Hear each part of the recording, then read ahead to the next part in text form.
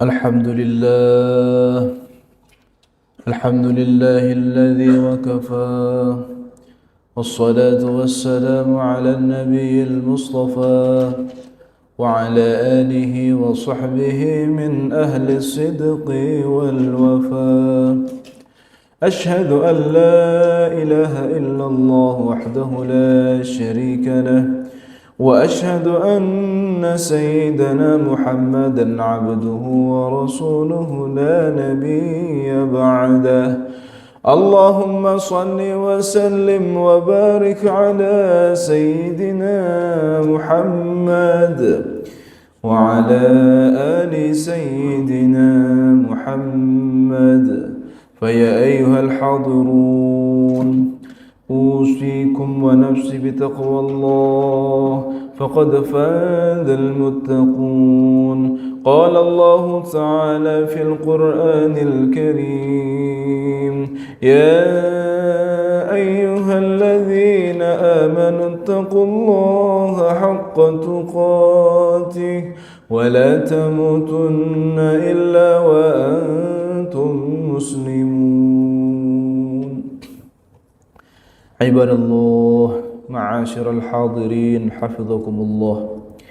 Pertama dan yang paling utama, marilah bersama kita pegang teguh, kita pegang erat satu wasiat yang disebutkan oleh Rasulullah sallallahu alaihi wasallam sebagai wasiyatul awwalin wal akhirin. Satu wasiat yang disebutkan ulama sebagai wasiat universal. Satu wasiat yang berlaku sejak manusia pertama sampai nanti manusia terakhir. Itulah wasiat anittaqullah. Marilah kita bertakwa kepada Allah Subhanahu wa taala. Takwa dalam definisi singkatnya ulama menjelaskan imtithalul awamir wajtinabun nawahi. Oleh karenanya, marilah bersama kita dengan sekemampuan kita, mari kita jalankan apa saja yang telah diperintahkan oleh Allah Subhanahu wa taala. Dan mari bersama kita dengan sekemampuan kita pula kita jauhi apa saja yang telah dilarang oleh Allah Subhanahu wa taala. Allah taala tidak meminta kita untuk menjadi manusia yang sempurna. Allah Ta'ala juga tidak meminta kita untuk menjadi manusia yang bersih daripada dosa.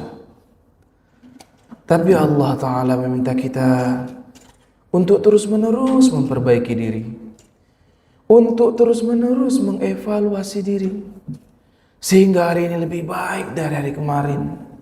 Dan insya Allah mudah-mudahan hari esok jauh lebih baik daripada hari ini. Amin ya rabbal alamin. Ma'asyiral hadirin, hafizakumullah. Sebagai makhluk hidup yang dihidupkan oleh Allah yang Maha Hidup, hidup kita ini bukanlah hidup yang bebas lepas tanpa batas. Hidup kita ini bukanlah hidup yang amoral.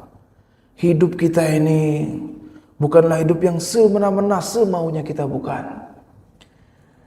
Tapi sebagai makhluk hidup yang dihidupkan oleh Allah Subhanahu wa taala yang Maha Hidup, hidup kita ini memiliki aturan-aturan, memiliki batasan-batasan, memiliki visi dan misi yang besar, yang mana itu semua tergambar dalam dua amanah Allah Subhanahu wa taala. Adapun amanah Allah yang pertama untuk kita semua, kata Allah, kun abdullah, jadilah kita hambanya Allah Subhanahu wa taala. Adapun amanah Allah yang kedua untuk kita semua seluruh manusia, kata Allah, kun khalifatullah, jadilah kita wakil-wakilnya Allah Subhanahu wa taala di muka bumi ini. Yang pertama, kun abdullah, jadilah kita hambanya Allah Subhanahu wa taala. Allah berfirman, bismillahirrahmanirrahim, wa ma khalaqtul jinna wal insa illa liya'budun, kata Allah, tidak aku ciptakan jin dan manusia melainkan untuk menyembahku, untuk beribadah, untuk terus mendekat kepada Aku. Ini yang pertama, amanah daripada Allah agar kita menjadi hambanya Allah Subhanahu wa Ta'ala. Meskipun dalam beberapa tafsiran ada yang berkata bahwa kita harus, ayat ini mengharuskan kita untuk ibadah 24 jam, berzikir 24 jam, bertasbih, bertahmid, bertafakur 24 jam. Tapi pernyataan demikian ditepis oleh salah satu ulama tafsir yang menjelaskan tafsir ini. Kata Imam Al-Jalalain dalam tafsirnya, ayat wa ma khalaqtul jinna wal insa illa liya'budun tidak mengharuskan kita untuk 24 jam beribadah, berzikir, bertasbih, bertahmid, bertafakur menghadap Allah, bukan. Tapi yang terpenting kaitkanlah segala aktivitas yang kita lakukan untuk tujuan ibadah kepada Allah Subhanahu wa Ta'ala. Tidur, sebelum kita tidur kita niatkan, ya Allah, saya ini tidur agar bangunku subuh nanti kuat ya Allah untuk menghadap-Mu salat subuh. Maka kalau itu niat kita sebelum tidur, 7 jam kita tidur, 8 jam kita tidur, kita dihitung sedang beribadah kepada Allah Subhanahu wa Ta'ala. Sebelum berangkat bekerja kita niatkan, ya Allah, saya ini berangkat bekerja untuk menafkahi anak istri keluarga saya, yang dengan itu kami nanti bisa beribadah menghadap-Mu ya Allah.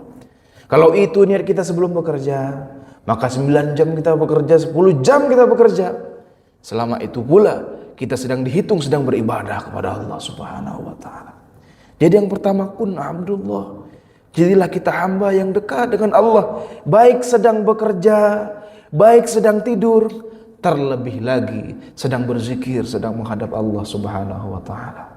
Karena hidup kita singkat, 60 tahun, 70 tahun, maksimal orang sekarang 100 tahun lah, itu pun jarang. Ketika kita sudah wafat, jasad ini hanyalah bangkai yang akan hancur lebur seketika. 2 tahun, 3 tahun udah hilang jasad ini. Bangkai. Yang utama, yang betul-betul abadi, yang benar-benar nanti akan menghadap Allah adalah jiwa, adalah ruh, adalah hati kita yang bersih, yang suci, yang dekat, yang takarrub dengan Allah Subhanahu wa Ta'ala. Maka kita bekerja boleh, refreshing boleh, tidur boleh, tapi ingat tujuan kita daripada Allah Subhanahu wa Ta'ala. Kun abdullah, jadilah hamba yang dekat dengan Allah. Bersihkan hati kita, zikirkan kita, berzikir yang banyak, dekatlah dengan Allah. Karena setelah kematian nanti, setelah kewafatan kita nanti, kita tidak mengakhiri hidup ini. Dunia ini belum berakhir, tapi setelah kita wafat, kita hanya pindah alam saja menuju perjalanan yang luar biasa panjang. Maka kun abdullah, jadilah hambanya Allah yang terus mendekat dengan Allah. Meskipun kita sedang berada di tempat refreshing, meskipun kita sedang berada di tempat kerja, meskipun kita sedang tidur, teruslah berusaha untuk mengaitkan diri untuk beribadah kepada Allah Subhanahu wa Ta'ala. Yang kedua, amanah daripada Allah Subhanahu wa Ta'ala untuk kita adalah kun khalifatullah. Jadilah kita wakilnya Allah Subhanahu wa Ta'ala.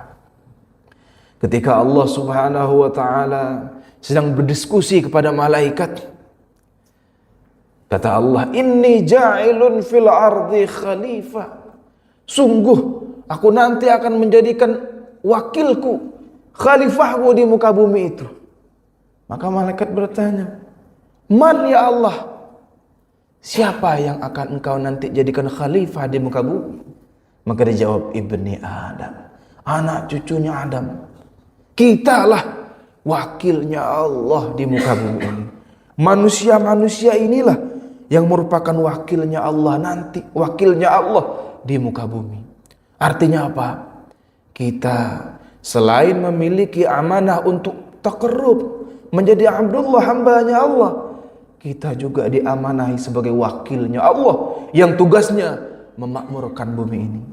Tugasnya tamaddun wal insaniyah, membangun kesejahteraan, membangun peradaban, membangun sosial, menolong orang yang susah, membangun sekolah, membangun tatanan kehidupan. Luar biasa berat tugasnya. Tapi inilah kita manusia dengan seperangkat kehebatan yang diberikan oleh Allah berupa akal dan hati dan kondisi fisik yang baik. Kita diberi amanah besar, yaitu tamadun wal insaniyah, yaitu tamadun wat thaqafah, yaitu membangun peradaban, membangun sekolah, membangun kemajuan-kemajuan. Nah, kalau ditanya bolehkah kita kaya? Bolehkah orang Islam itu punya jabatan? Bolehkah orang Islam itu memiliki harta yang banyak? Jawabannya boleh. Asal dengan niat yang benar, yaitu menjalankan amanah Allah, menjadi wakilnya Allah Subhanahu wa taala untuk menolong orang lain, membangun peradaban, membangun pendidikan, jalan dan lain sebagainya.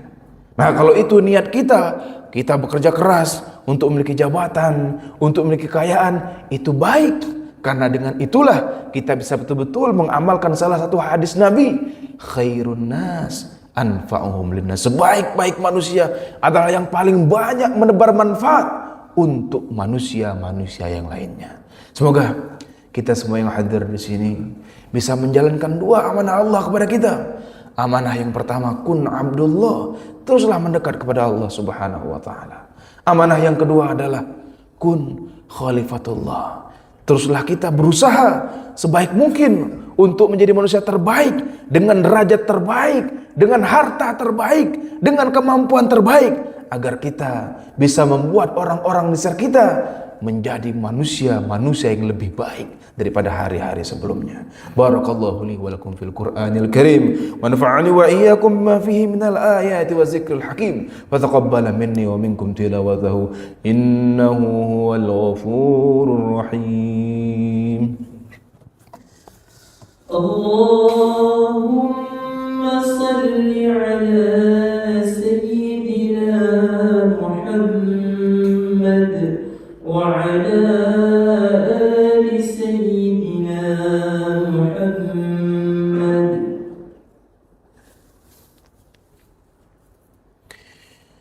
إن الحمد لله نحمده ونستعينه ونستغفره ونعوذ بالله من شرور أنفسنا ومن سيئات أعمالنا. من يهده الله فلا مضل له ومن يضلل فلا هادي له. أشهد أن لا إله إلا الله وحده لا شريك له وأشهد أن سيدنا محمدا عبده ورسوله لا نبي بعده. اللهم صل وسلم وبارك على سيدنا محمد وعلى آل سيدنا محمد. فيا أيها الحاضرون أوصيكم ونفسي بتقوى الله فقد فاز المتقون. قال الله تعالى إن الله وملائكته يصلون على النبي يا أيها الذين آمنوا صلوا عليه وسلموا تسليما.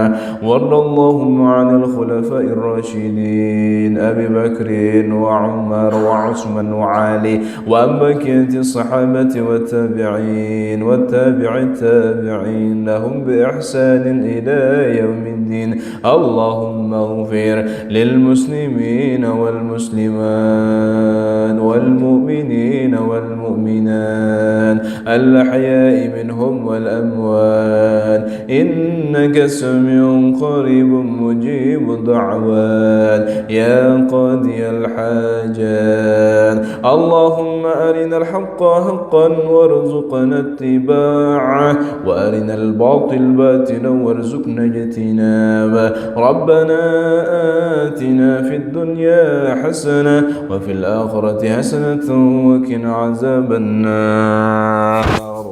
عباد الله إن الله يأمر بالعدل والإحسان وإيتاء ذي القربى وينهى